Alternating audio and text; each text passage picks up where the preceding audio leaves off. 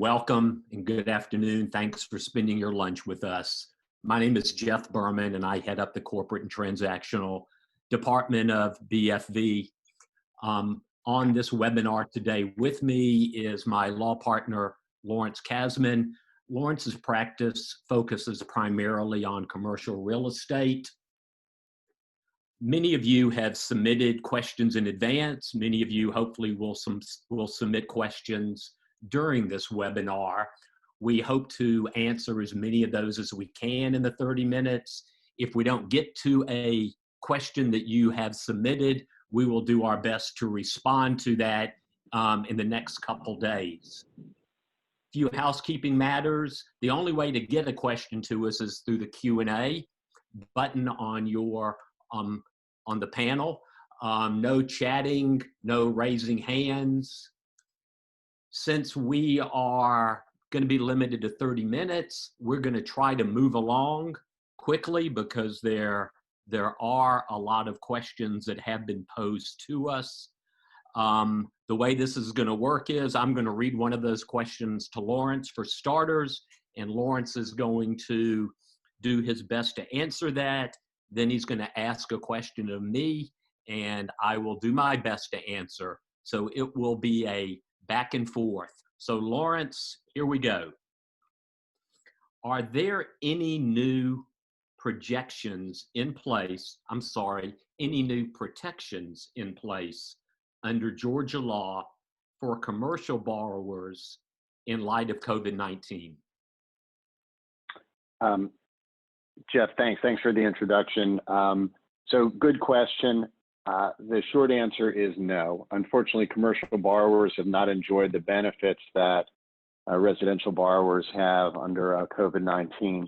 However, there are several programs that small businesses with less than 500 employees can take advantage of through the SBA. I'm going to run through these quickly, and then I'm going to offer a website where information is accessible. And then, of course, more information is always available by emailing Jeff or me. The first is the Economic Injury Disaster Loan Emergency Advance, which offers through the SBA small businesses less than 500 employees up to $10,000. This is a loan that does not have to be repaid. The caveat to this is that last I checked, the funds were limited, and they may no longer be available, or they may be available only to certain types of businesses. The second offering through the SBA is an express bridge loan. Businesses with less than 500 employees and an existing relationship with the SBA can borrow up to $25,000 short term. The idea being that this can be a bridge until you can secure an economic injury disaster loan or other lending resource. And finally, the SBA has also voluntarily offered debt relief. If you have an existing SBA loan that is not in deferral, the SBA will make 6 monthly payments for you. This is limited to certain types of loans. If your loan is currently in deferral, the SBA will pay 6 monthly payments on behalf of you as the borrower, beginning with the end of the deferment period. If you have questions about this, the best place to go is to contact your lender directly, and they can give you more information. Jeff, I'm going to flip over to you. We'll step out of commercial real estate and ask a question that we received on corporate matters, sort of a straightforward question. Can a company hold virtual shareholder meetings during COVID-19? Thanks, Lawrence. My response to that is fairly straightforward. I would look as a company to your bylaws.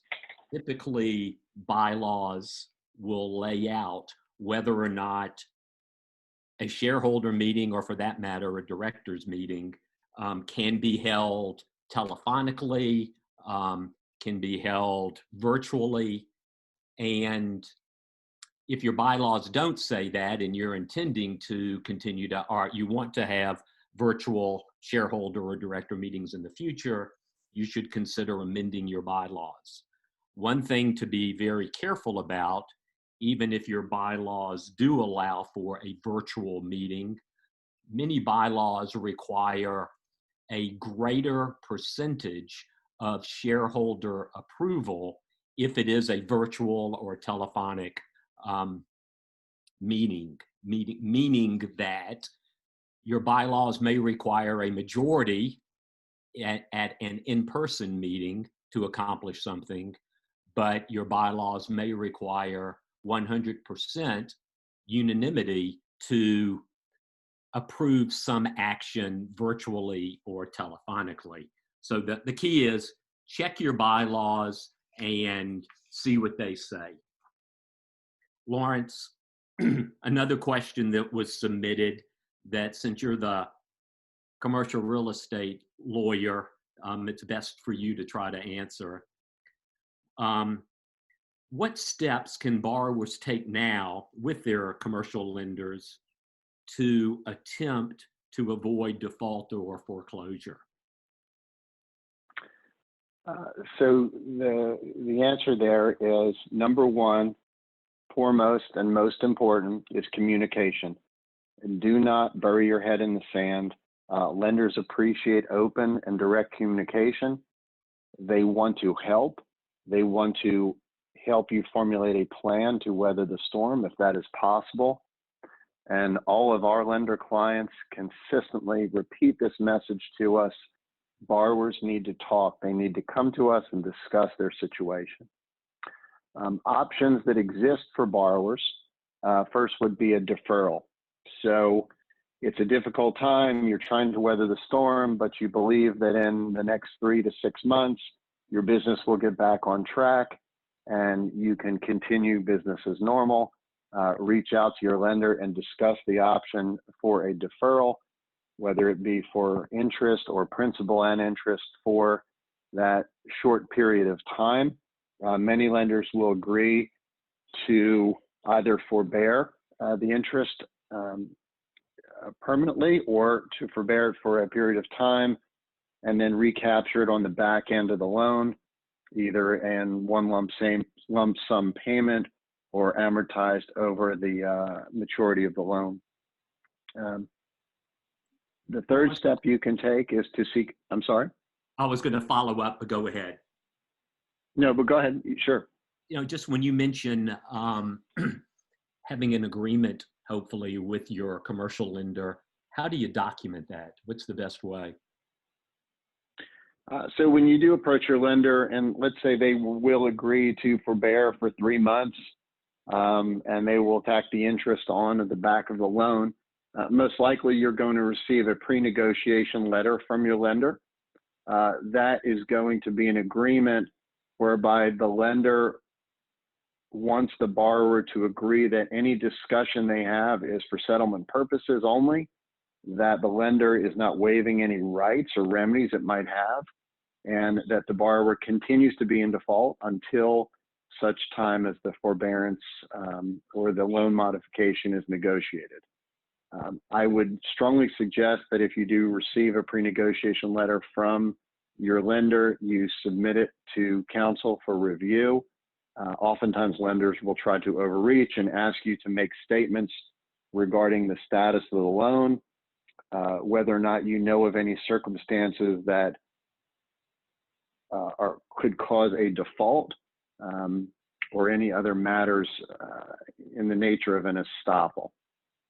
And then, of course, once you receive the modification or forbearance agreement, you'll want to submit that document to counsel for review to make sure that it is what it purports to be.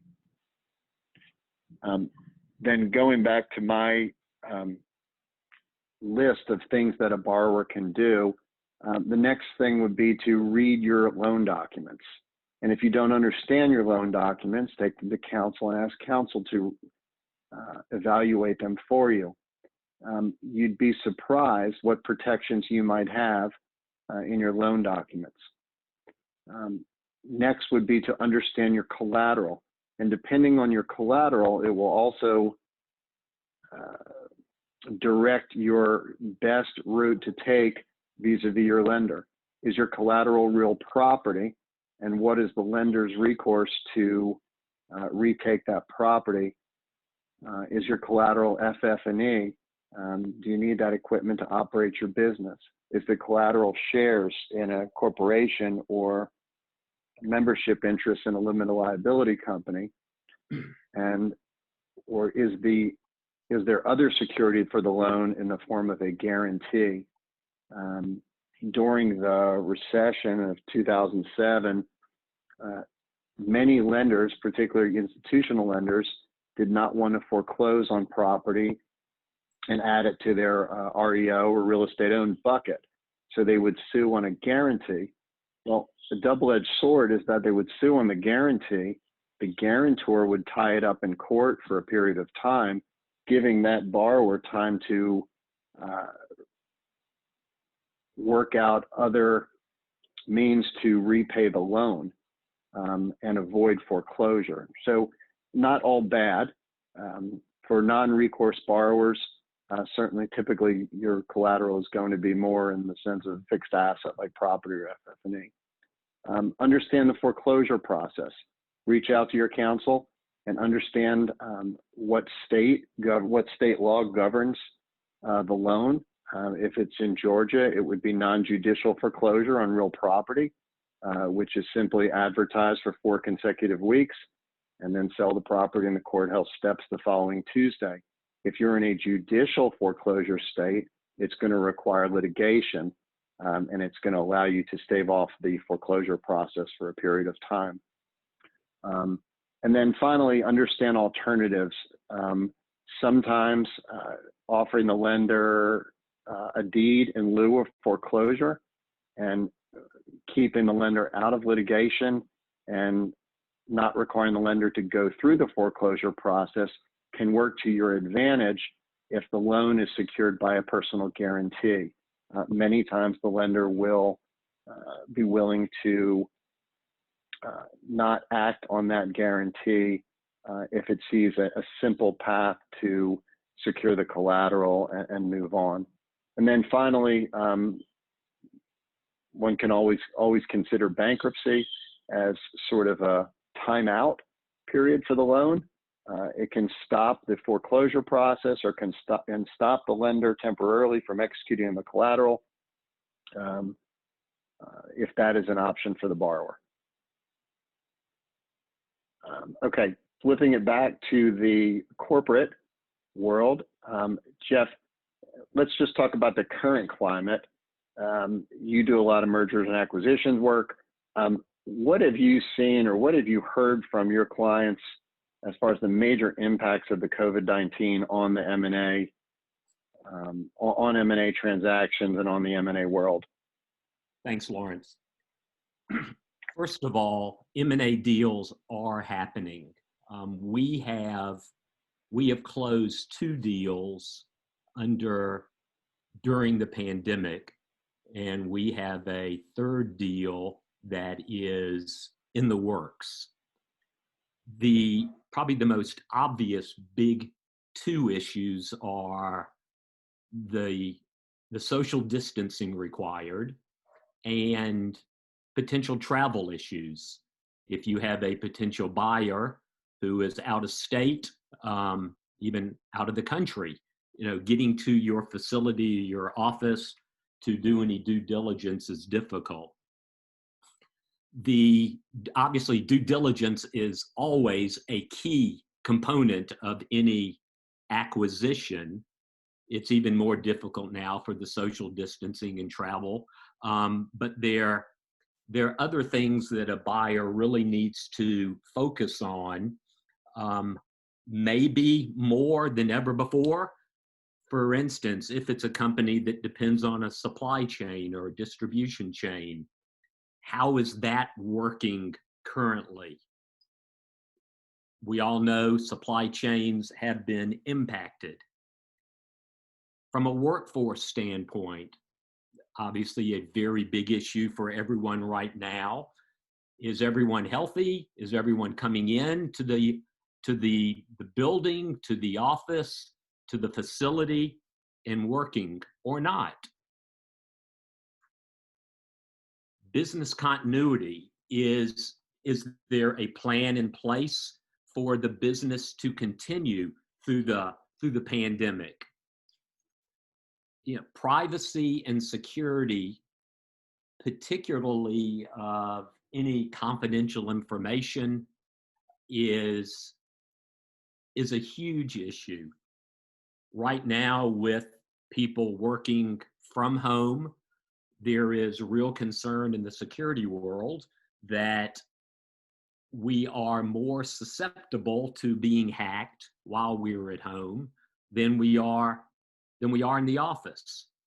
So, as an aside, if you have people working from home and you haven't taken steps to be sure that the information that they have access to is secure from anyone outside receiving that or tapping into that information, steps should be taken immediately.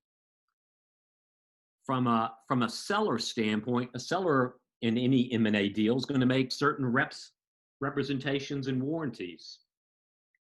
Those representations and warranties may be more difficult to give right now. For instance, can you represent that COVID-19 has not or will not have a material adverse effect on your company? Can you represent that your employees will continue to work? Each and every representation or warranty becomes even more important because you can be less certain about the truthfulness of it. And that leads to negotiations over indemnities and baskets, which is getting pretty technical. So that's probably a discussion for another day. Happy to talk to people about it at any time. I think we have seen and will also see more difficulty come into a purchase price. Just the fluctuation in the economy right now obviously makes things uncertain. So I think you are, or can expect if you are a seller, and you can ask for, if you are a buyer, to have an earnout. An earnout basically means that a portion of the purchase price will be based upon how the company does post the date of closing. So that way, at least a buyer will feel comfortable that they likely, hopefully from their perspective, are not overpaying for the company because of the impact of COVID-19. There are many other issues to consider. Back to the due diligence part, data rooms are really important, a place where all of the documentary data is placed. That makes it easier for a buyer to review everything, and it prevents the need from coming on site and doing any investigation.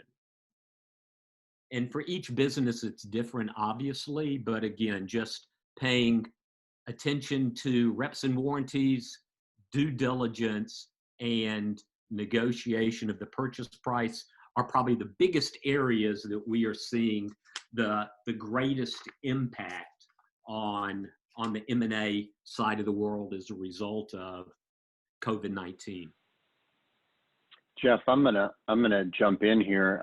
I'm gonna assume that what I'm about to say affects the M&A world, because I know it affects the commercial real estate world. But when lenders are valuing a transaction, know that the loan commitment that you receive to complete a transaction is often a non-binding commitment from the lender, subject to due diligence review, appraisal, etc. If you are still within your inspection period, now would be the time to reach back out to your lender and ensure that the underwriting process that they have gone through or are about to go through has not changed based on the last 3 months. We have seen lenders struggle with underwriting deals that were slam dunks in February, but in March and April and May, lenders are not sure how to underwrite those deals. And I would hate for a purchaser to find themselves outside of their inspection period with what they perceive to be a binding loan commitment to only find out that the lender is no longer able to underwrite the deal as they had planned, putting that buyer in a very difficult position with the seller and possibly losing their earnest money. Lawrence, what I'm seeing along those lines is many buyers are effectively doing their due diligence even prior to signing a purchase agreement. So under the letter of intent or the term sheet that a buyer may submit to the seller, the term sheet allows for that due diligence.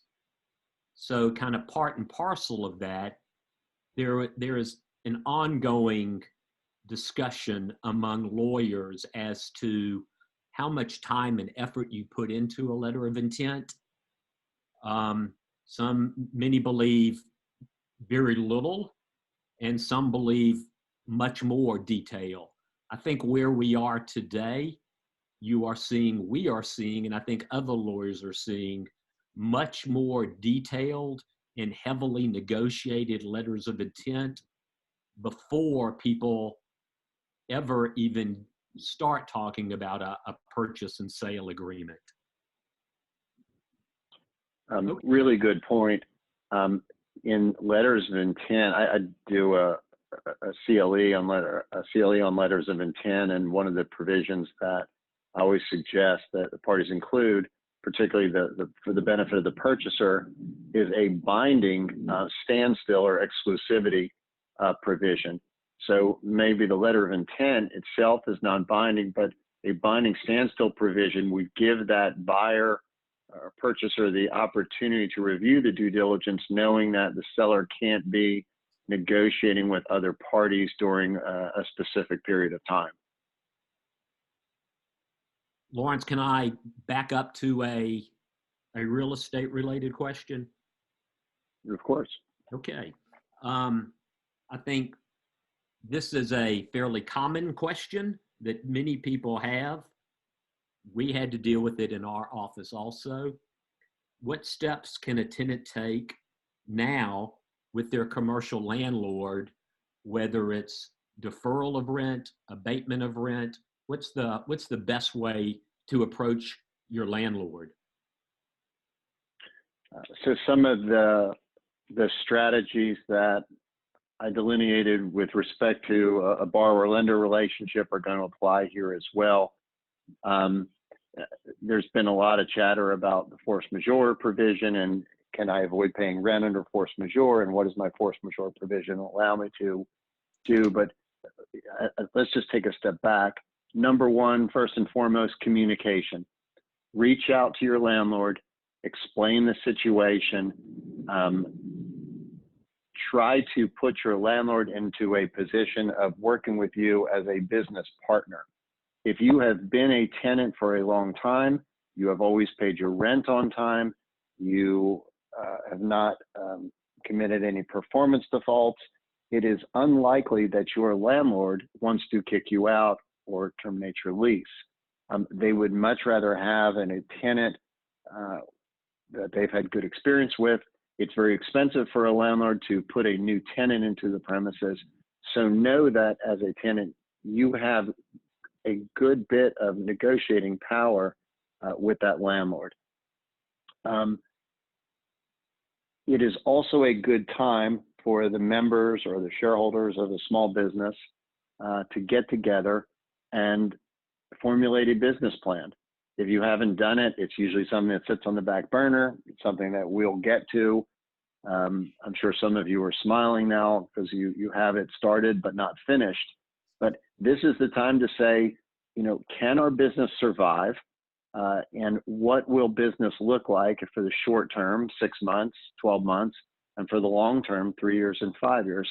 And then take that business plan and take it to your landlord and explain to them how you're going to weather the storm, and create a scenario that's a win-win for you and for the landlord.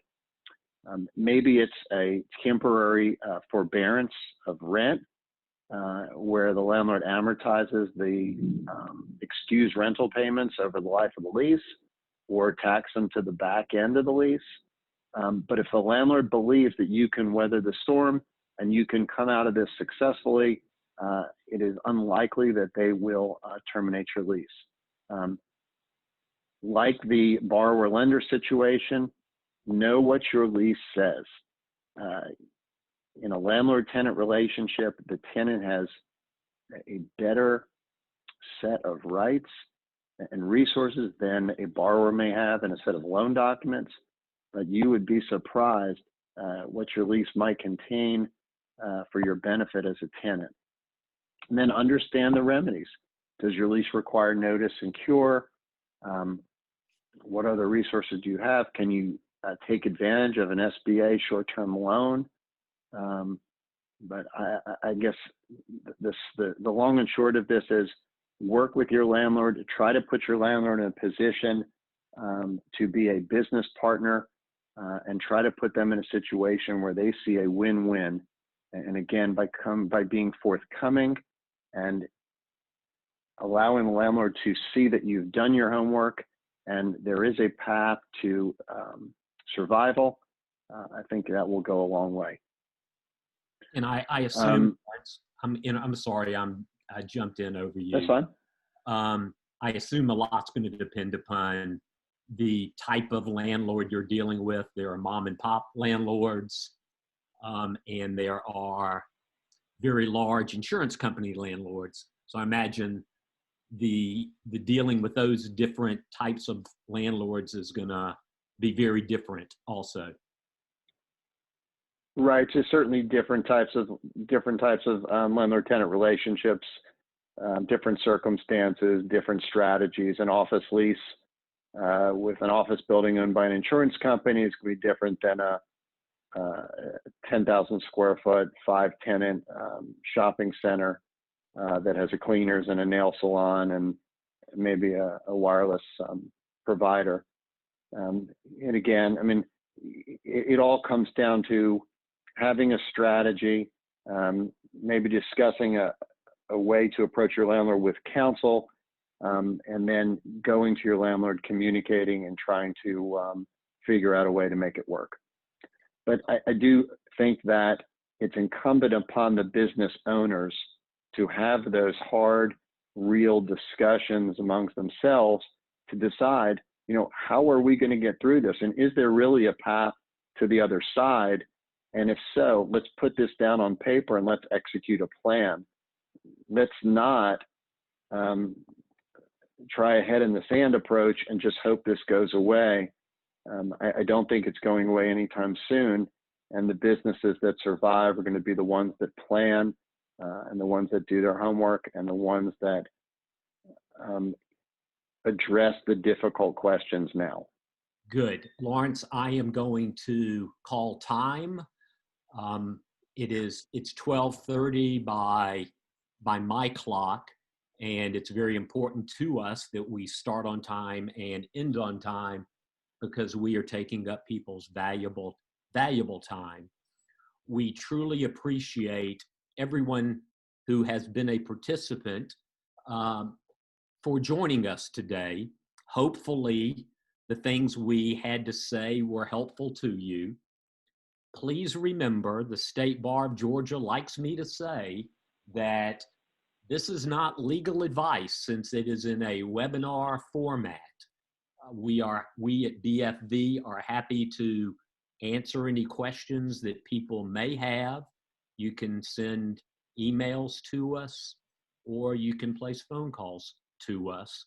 We are still operating out of the office but we are operating as if we are in the office. So again, thank you everybody for participating, and have a good afternoon.